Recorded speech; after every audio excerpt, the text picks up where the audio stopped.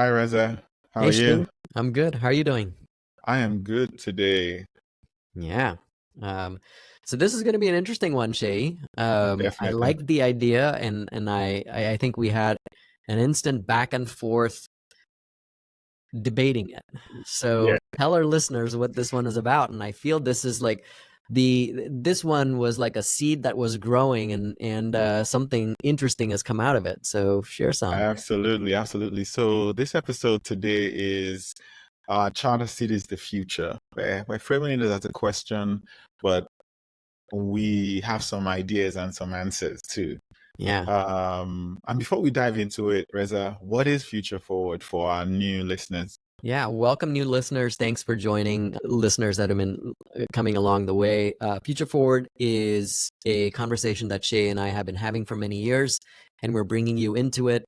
We're talking about the future of cities and thinking about how we can understand from history what's going on in the present, and then having some strategic foresight into the future about what makes sustainable cities and thriving communities. We always say we're not experts. We're trying to learn and explore these topics with you. And so we always encourage others to our listeners to send us mailbag, text us or email us and share your ideas and your thoughts so that we can learn with you. Yes, yes. And as we just shared with you, today's episode is titled Charter Cities the Future.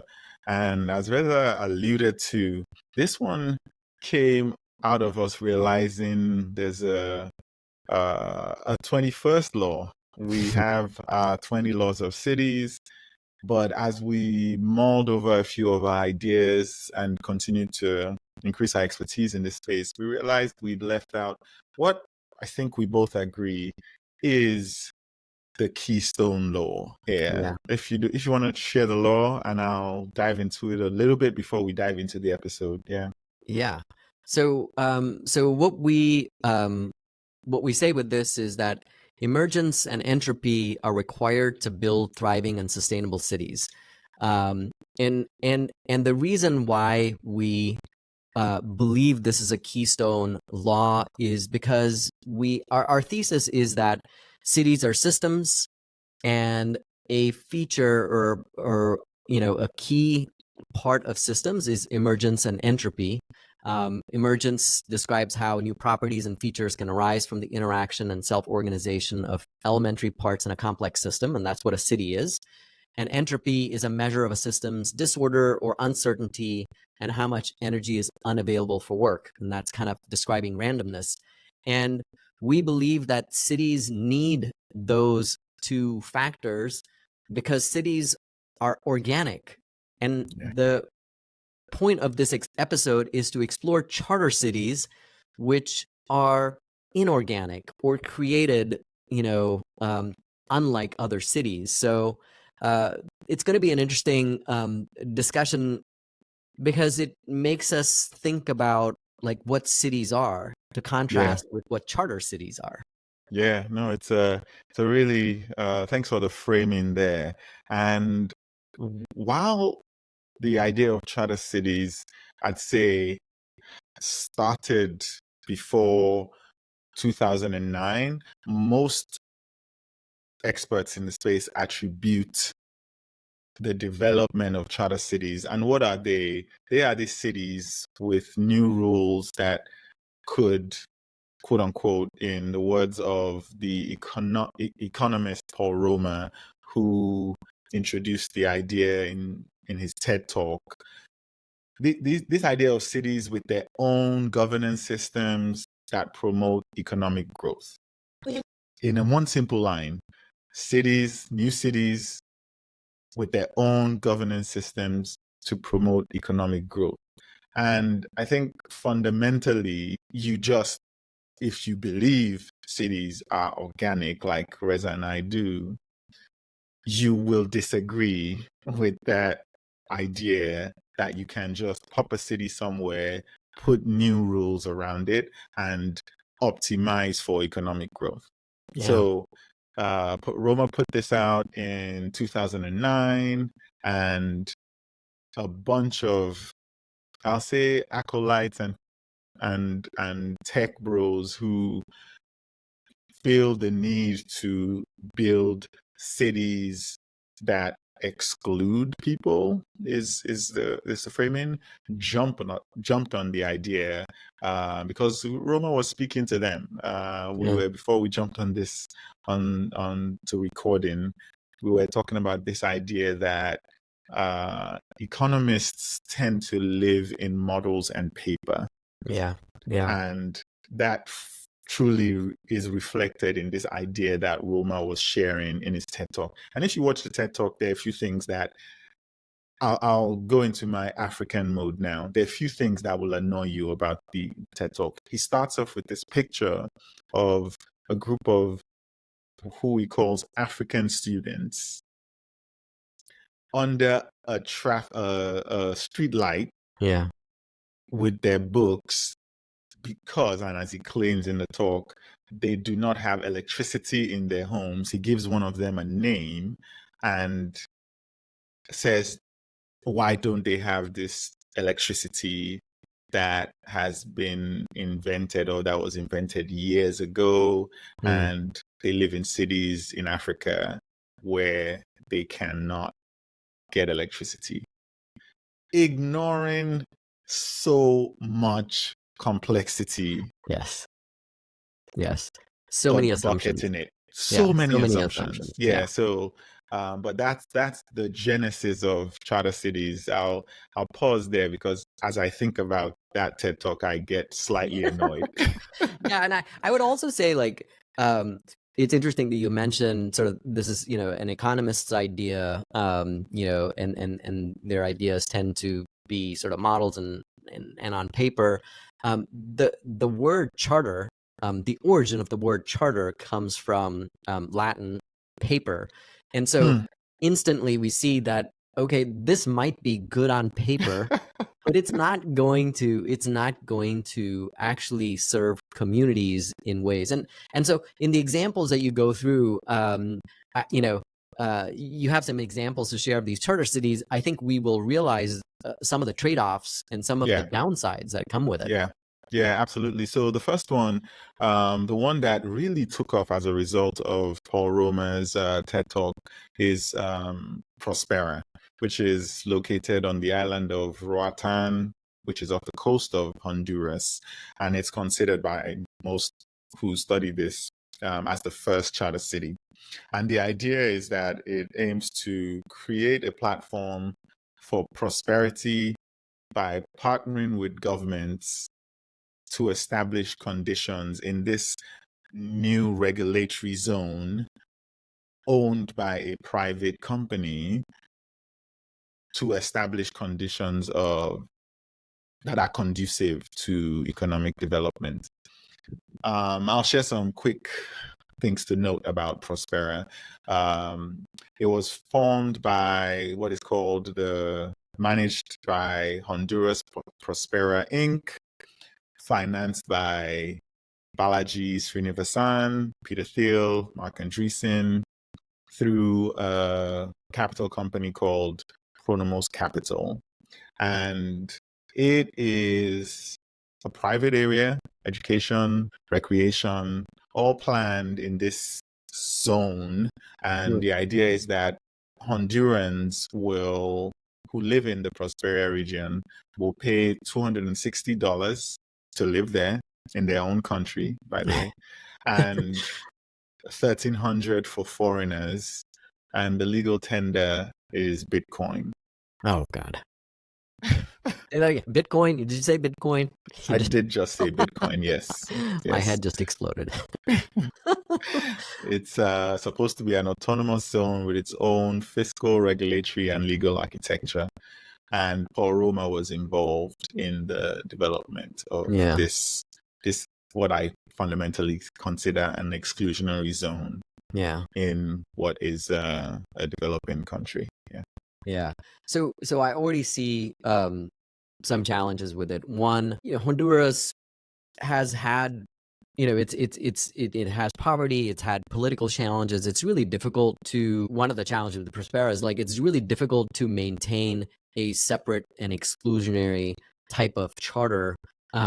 when the political situation's unstable. And so there have been challenges with sort of maintaining this charter in the face of political change and opposition. So, and the second problem that I have with it is, it seems there's a private entity, and I don't know enough about this, Shay, but so tell me if I'm right or wrong here. It seems there's a private entity that is driving this, and I don't think cities can be owned by private entities because their incentives are not sort of public good in the community. Their incentives are probably profit-based, and so you have different motivations for what you want. I mean, like, having someone pay for living in their own country just seems wrong. But I'm sure there are other things that are wrong about it, and if we dig in further, you realize, well, I don't. That's not that doesn't seem like a structure that would work. Absolutely, and it's you are correct. It is managed and sort of run by a private entity, but the idea is that these private entities are, quote unquote, working hand in hand with the government to provide them the acreage or the land that is required to build these zones. And the interesting point you make there is that as we were digging into these charter cities and examples that exist out there, it is private economic or economically focused entities that are trying to build these exclusionary zones, is what I will keep calling them, because they're simply following what Paul Roma was suggesting. The point of charter cities is to make a space that is conducive to economic growth. Move to the second example we have here. Curious about the second one. Tatu City, 5,000 acres, with homes, schools, offices, medical clinics, sports and entertainment complexes, and manufacturing. And the idea for Tatu City is that it is in Kenya with 250,000 residents and the expectation of tens of thousands of visitors a day. As it stands today, the schools and the businesses are open in Tatu City, and some homes are available to suit different income ranges. It is placed in the first special economic zone, which allows the entity running Tatu City to get reduced corporate taxes, zero-rated VAT, and a few of these benefits that, again, go right back to this economic goal that is set. I struggle a little bit with Tatu City because I listened to the founder. His name is Stephen Jennings. He owns this company called Rendeavor, and he has worked for decades in Africa. He's building Tatu City, and he's also building a place called Alaro City in Nigeria. And the idea is modern infrastructure attracts investment, stabilizes some of the volatile economic conditions in the countries at large. And in the interviews I've heard with Stephen Jennings, I do believe his heart is in a good place. He really believes charter cities can work. But as far as we are concerned, though, it is just fundamentally flouting the law of cities. There's no room for emergence or entropy when the single goal is economic prosperity. So the example of Tatu City was slightly different for me, and I actually thought that Jennings' approach was better because he and his organization come from a place like, we will set up infrastructure, like good infrastructure, and then build prosperity and economic development on top of that. And I think that's actually, there's something very good about that approach, because it's creating this public good, infrastructure that you allow some things to be built on top of, as opposed to Prospera, which was just about sort of economic growth. There was no thought about infrastructure, like, how do people live, or is it good for them? Do they have the benefits? Do other people have benefits? So I think it's useful to look at Tatu City's example and see, is that slight different approach good? And I think the lesson from that is what cities need are things Mm-hmm. like better infrastructure. Mm-hmm.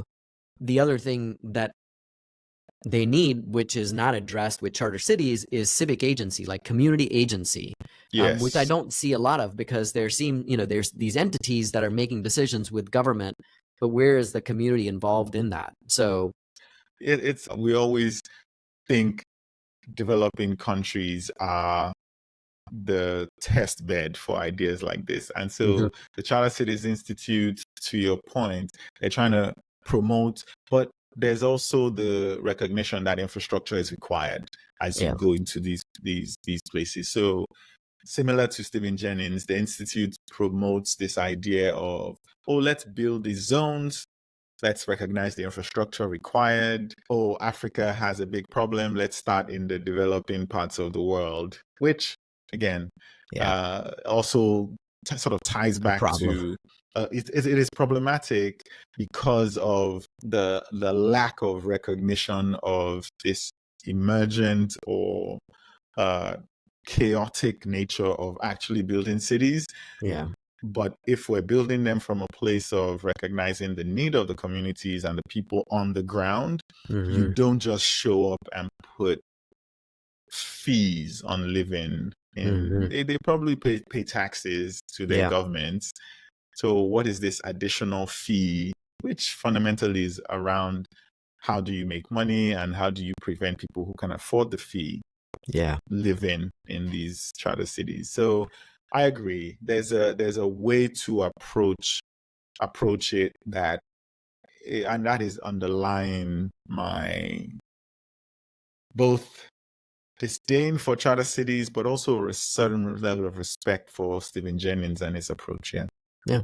Yeah. No, I think the other thing that comes to mind when you talk about charter cities, in your comments, like, it can undermine sort of sovereignty, because this is, someone from Yeah. another country that's coming in to say, hey, here's how to do a thing better. Yeah. And I think it also diverts from addressing the other challenges that, that urban area or that country faces. So, Yeah. you sort of get focused on this other thing that's there, as opposed to actually tackling the challenges that are needed for that urban area to get better. And so you leave some people out by doing so. Absolutely. Absolutely. And that really is troubling for me. So I think that, communities need better governance and agency, as opposed to a charter city, and they need to have ways of participating in that governance. Yeah. I don't think, like, imposing models from outside, it does not solve the core problems in our communities and our cities. So I think charter cities are bound to fail if they come in with that approach, which is, Yeah. we're here to fix things. Well, what are you doing with the community to help them, give them agency to participate in making things better? Absolutely. Yeah. And we'll quickly share a couple more Yeah. examples of what is being done, which is wrong, to sort of buttress the point you just made. And recently, we started hearing about this billionaire city in Solana County in California, and it's called California Forever. I love how they tried to frame it as maybe patriotic thing, this California Forever idea. And the idea is to create a new community with modern amenities and infrastructure, reflecting the interest of private investors. Some of the same investors are showing up in the California Forever Yeah. initiative, by the way. And the problem, I think, even started with how they started to acquire the land. It Hmm. was under the guise of different entities, not the eventual owner. And so when you feel the need to hide behind different entity to achieve your goals, kind of makes it tough for you to claim you're supporting the community with your goals. Yeah. And yeah. Yeah.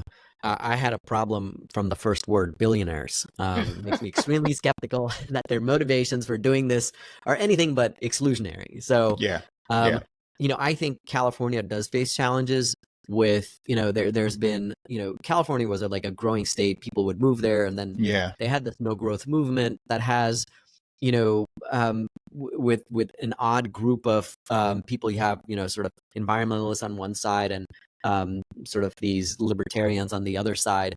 And uh, the way to solve California's challenges are not by, you know, creating a city called California forever. yeah.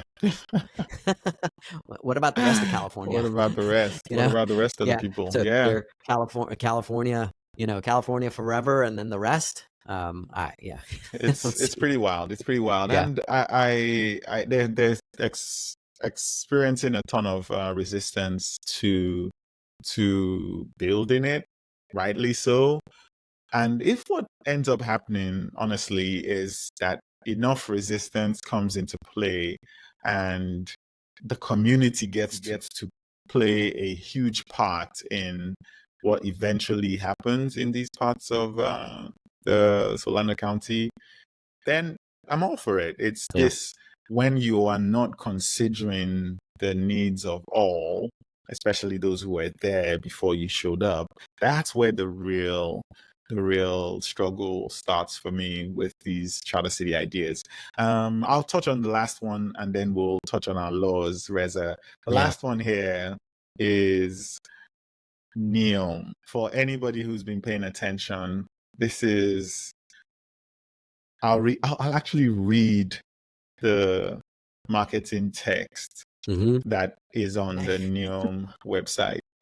It's called The Future of Urban Living, a cognitive city stretching across 170 kilometers from the epic mountains of Neom across inspirational desert valleys to the beautiful Red Sea.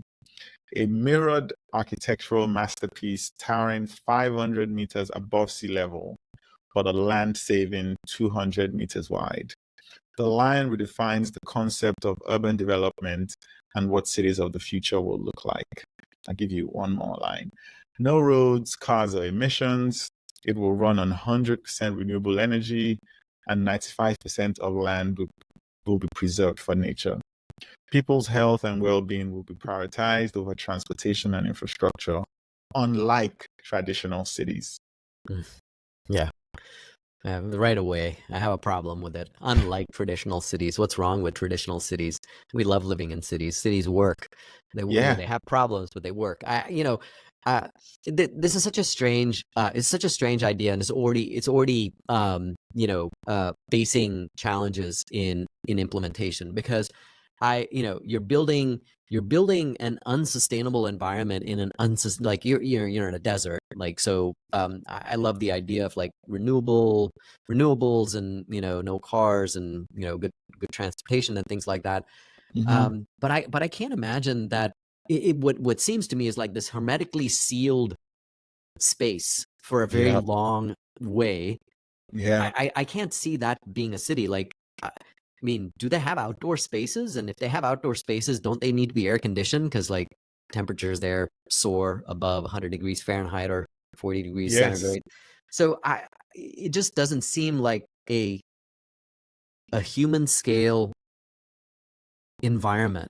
And so I don't know how anyone would consider the health and well-being of people living in this inhuman place. Just, yeah, I don't know. yeah, yeah. A It lot of will trouble with it.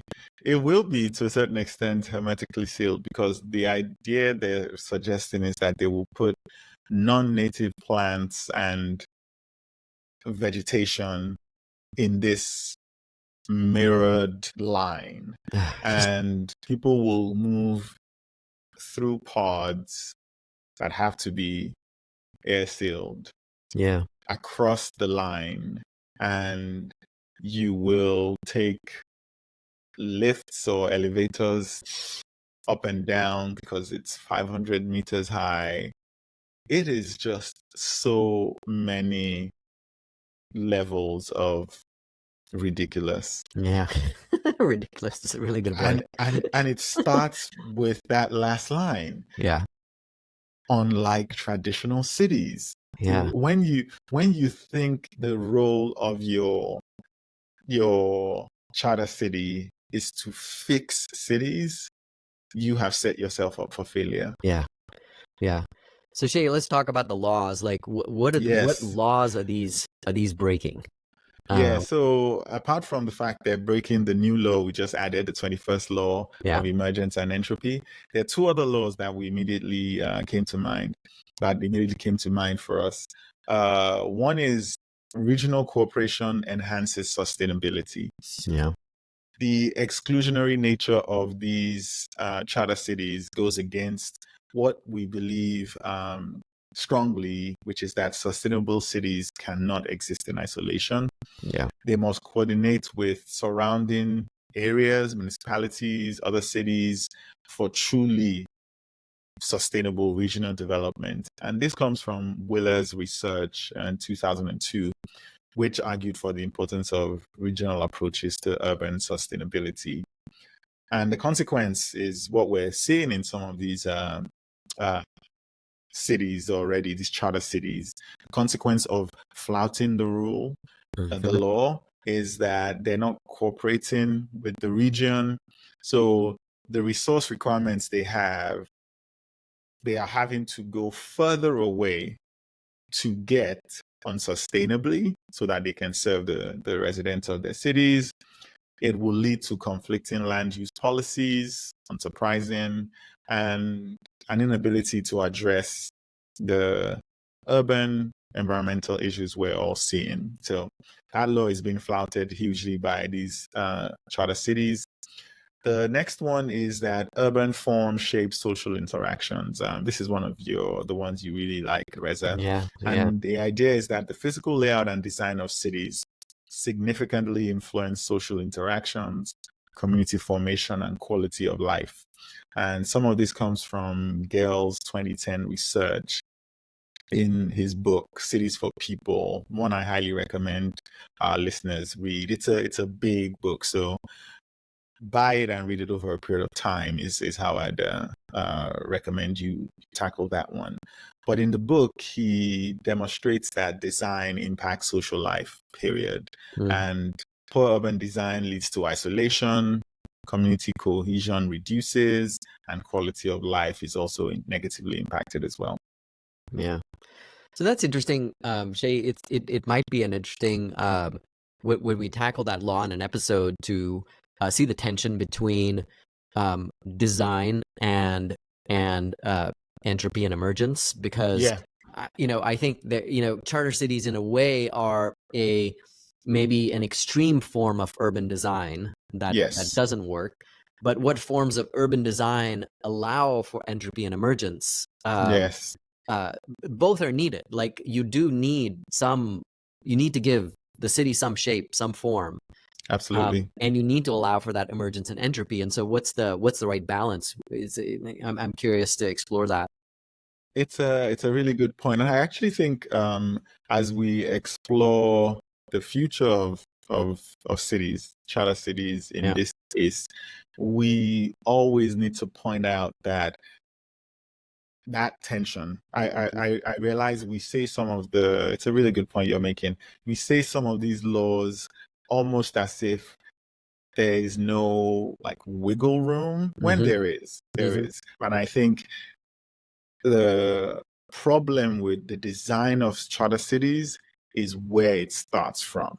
It starts from this, in the case of the line or Neom, it is to fix traditional cities. In the case of Prospera, it is about purely economic growth. And consequently, you will design the cities to serve those goals. And so we should absolutely dive into it a little bit more, but fundamentally, the design question that is being answered in these charter cities start from a place that almost ensure that the laws will be broken and it is likely to fail.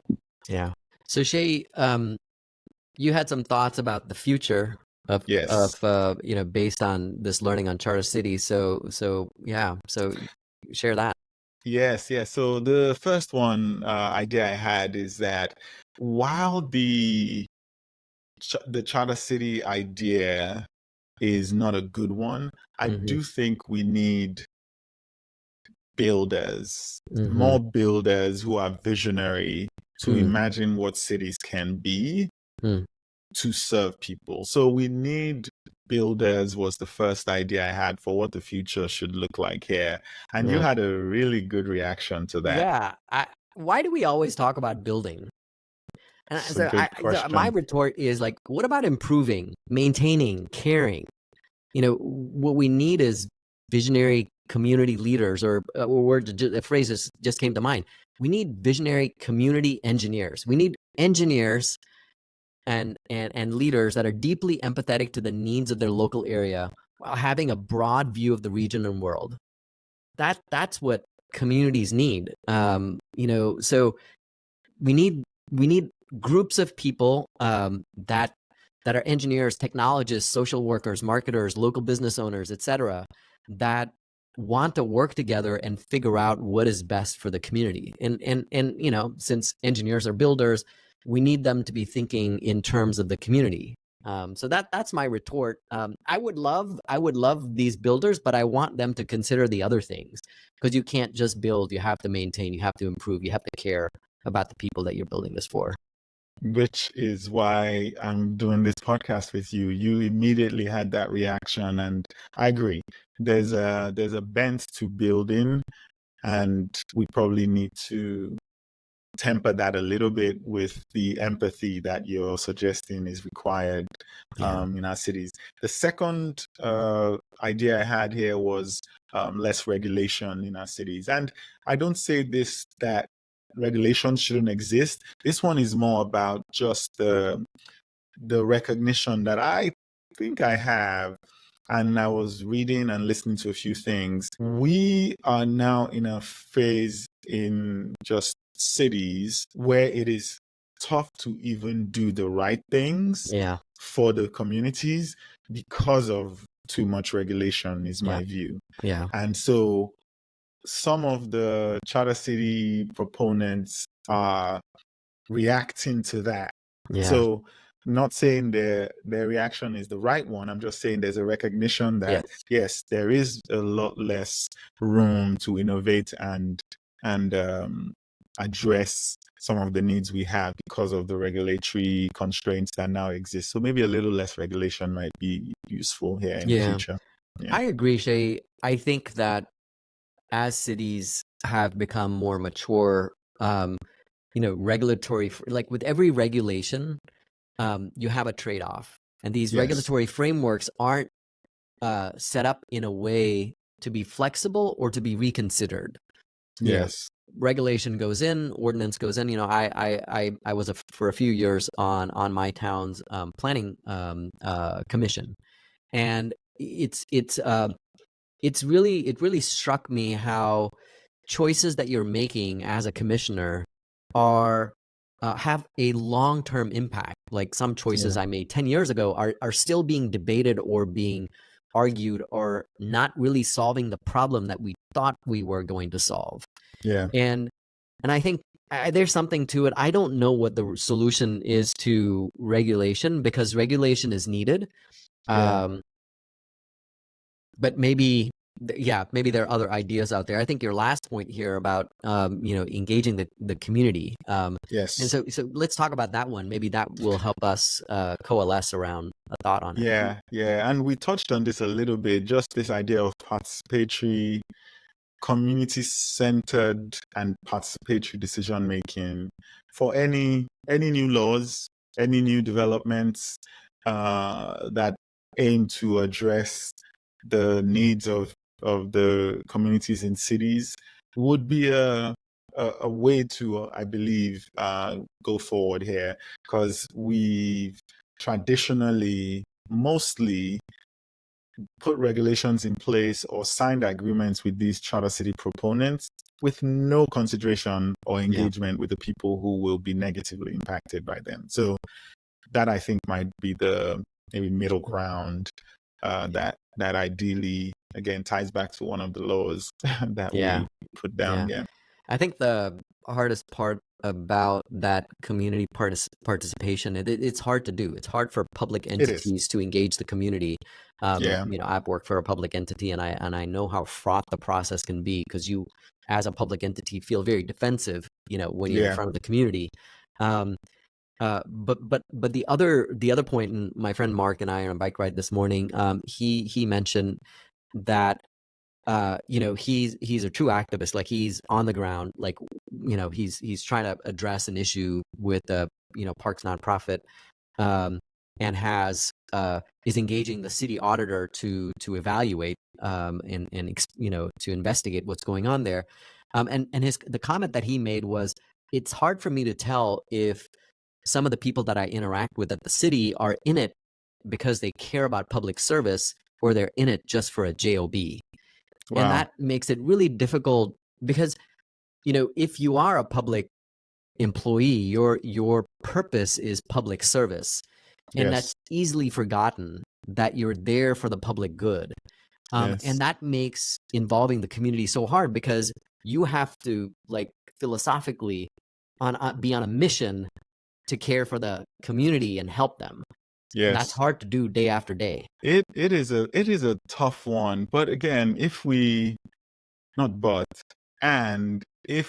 back to the 21st law we just put out, the chaos and unknown outcomes all heading towards serving the needs of the communities, you need to make room for community involvement, even though it will be chaotic. Yes. And what will emerge again Yes. from including their voices will be better than whatever it is you think you can come up with as a public servant, because you don't know. You genuinely can't solve all the problems yourself. And the participation will ultimately lead to better outcomes for everyone. Or even if it doesn't lead to better outcomes for everyone, public participants will recognize their part and feel empowered. Yeah, their agency, their civic agency. Yeah, I love your Shay, what you're great at is your optimism. I love you bringing it back to that 21st law, and how even in that chaos you get something good out of it. I love how you sort of brought it back, and brought me back, from some of my some of my skepticism about and the challenges that face doing healthy that. Skepticism is good. So it's and just blind-eyed optimism is also bad. And so what we try to find on the podcast and in our conversations is what works the best here, understanding the reality of the difficulty of building systems as cities are. Great. And that's it. That's the end of the episode. Thanks so much for listening. Do we have a mailbag today, Reza? I don't think we have one today. Do you have one? Not. No? We do not. I do not. So we'll just say thank you for listening. As always, reach out, share your ideas, share your comments on the conversation we've just had. Do you love charter cities? Do you think we're getting it wrong? Please let us know. And share this with a friend, family, neighbors. If you enjoy it, I'm sure someone else will as well. Like and subscribe, rate and review. That always helps us, feed the algorithm. But most important, make a connection with someone. Thank you for listening. Look forward to hearing you on look forward to having you on our next show. Bye. Thank you. Bye.